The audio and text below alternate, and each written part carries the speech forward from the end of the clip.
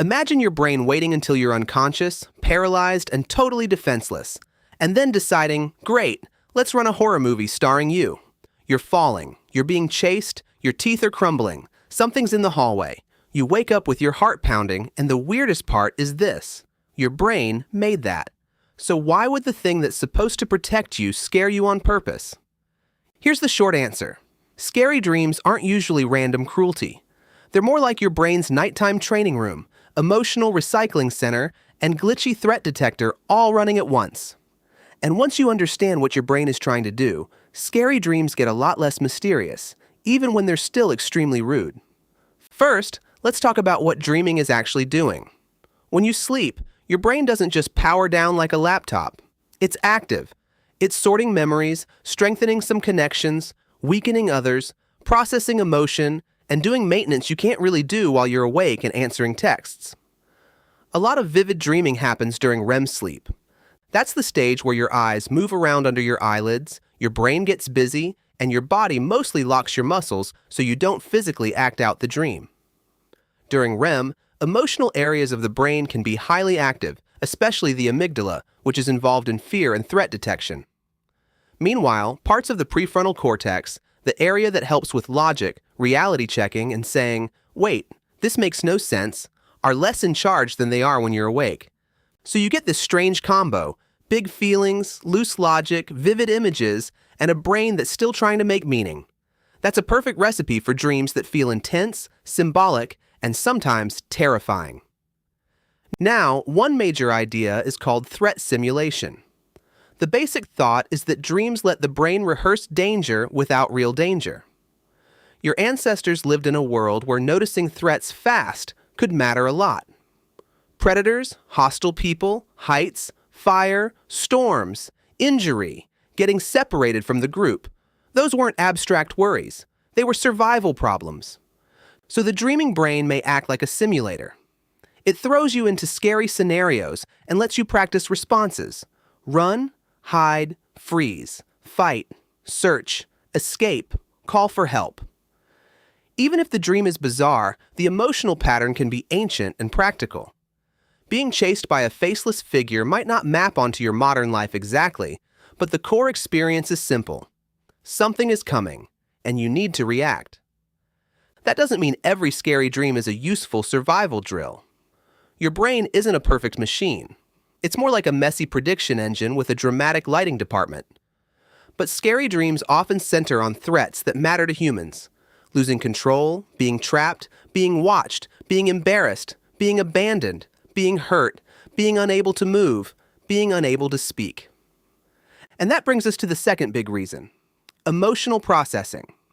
Sometimes scary dreams aren't about literal danger. They're about emotional danger.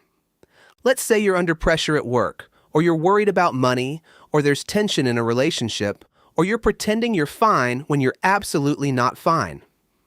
During the day, you can distract yourself. You can keep moving. You can scroll, snack, joke, work, clean, reply, ignore.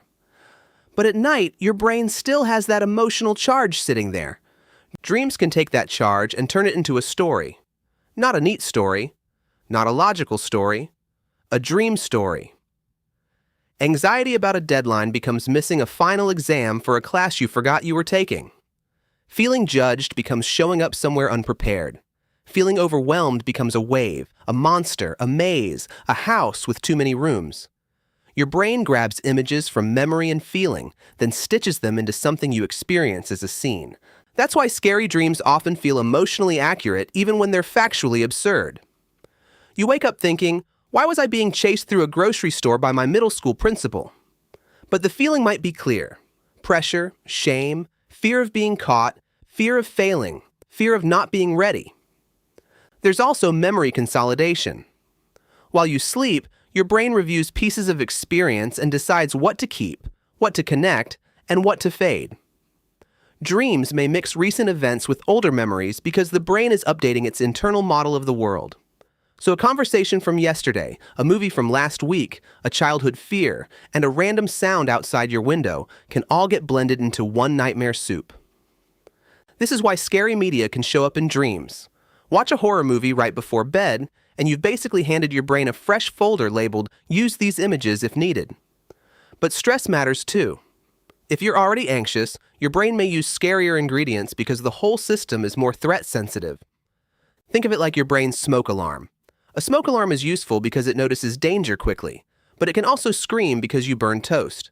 When you're stressed, sleep-deprived, sick, grieving, using certain substances, withdrawing from others, or going through big life changes, the alarm can get twitchier. It doesn't always wait for a real fire. That's one reason nightmares can spike during stressful periods.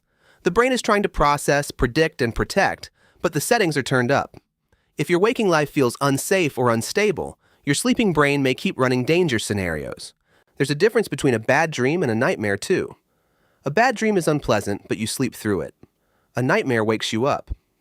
That wake-up moment matters because it means your fear response got strong enough to break through sleep. Heart racing, sweating, tense muscles, that instant scan of the room. That's your body acting like the threat might be real for a second. And honestly, that's one of the wildest things about scary dreams. You can know logically that there isn't a person standing at the foot of the bed. But your body got the memo before your logic did.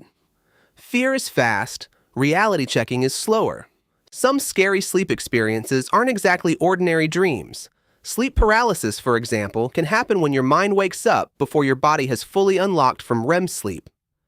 You may feel unable to move, and because the brain is still close to dream mode, people can sense a presence, pressure on the chest, or a figure in the room. That's terrifying, but it's not proof something supernatural happened. It's your sleep system mistiming the handoff between dreaming and waking. Then there are recurring nightmares. If your brain keeps replaying a similar scary theme, it may be because the emotion underneath hasn't been resolved, or because the brain has learned a pattern and keeps returning to it.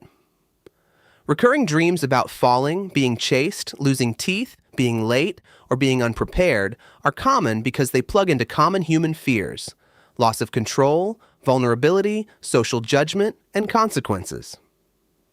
Children tend to have scary dreams too, and that makes sense. Their brains are still learning what the world is, what danger is, and how to regulate big feelings. A shadow, a story, a separation, a new school, a loud noise, any of that can become dream material. As we grow up, the monsters may get less obvious, but the fears don't disappear. They just get better costumes. The monster becomes debt. The maze becomes your inbox. The haunted house becomes unresolved family tension. So can scary dreams be useful? Sometimes, yes. They can show you what your brain is worried about. Not in a mystical, secret message way, but in a pattern recognition way. If you keep dreaming that you're trapped, ask where you feel stuck. If you keep dreaming you're being judged, ask where you're feeling exposed. If you keep dreaming you're trying to escape, ask what you're avoiding when you're awake. But here's the important balance. A dream doesn't automatically reveal a hidden truth. Dreams are not clean messages. They're more like emotional weather reports made out of memory fragments. You don't need to decode every symbol like it's a treasure map. The better question is usually, what feeling did this dream leave behind? And does that feeling connect to anything real in my life? If scary dreams are occasional, they're usually normal. Annoying, dramatic, but normal. If they're frequent, intense, or messing with your sleep, that's different. Nightmares can become a problem when they train you to fear going to bed, when they keep you exhausted, or when they're tied to trauma. In those cases, getting support can really matter because nightmares aren't just weird stories anymore. They're affecting your nervous system and your life. There are practical ways to lower the odds. Give your brain less nightmare fuel right before bed. That doesn't mean you can never watch anything intense, but if you're sensitive to it, don't feed your threat system at midnight and expect it to serve you calm dreams. Build a wind-down period. Keep sleep more consistent. Reduce alcohol close to bedtime because it can fragment sleep and rebound into vivid dreams later. Write down worries earlier in the evening so your brain isn't opening the anxiety folder the second the lights go out. One surprisingly useful technique for recurring nightmares is to rewrite the dream while you're awake.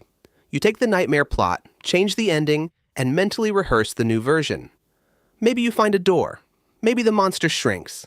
Maybe you turn around and ask what it wants. The point isn't to make it beautiful. The point is to give your brain a new route through the same fear.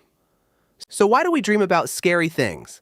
Because the sleeping brain is still doing the jobs it does when you're awake, watching for danger, processing emotion, learning from experience and trying to predict what might happen next. But it does those jobs in a strange nighttime theater where logic is dimmed, emotion is loud, and the props department has access to every memory you've ever stored. A nightmare can feel like your brain attacking you, but more often, it's your brain trying, clumsily and dramatically, to protect you, prepare you, or process something that still has a charge. It's not always pleasant, it's not always meaningful, but it's rarely just nonsense. The next time you wake up from a scary dream, take one breath before you judge it. Your heart is racing because your brain built a world and your body believed it for a minute. Then the lights came back on, the room returned, and you got to remember the most important part. It was a simulation. You made it through. And if this helped you understand the weird little horror studio inside your head, stick around. The brain gets even stranger the more closely you look at it.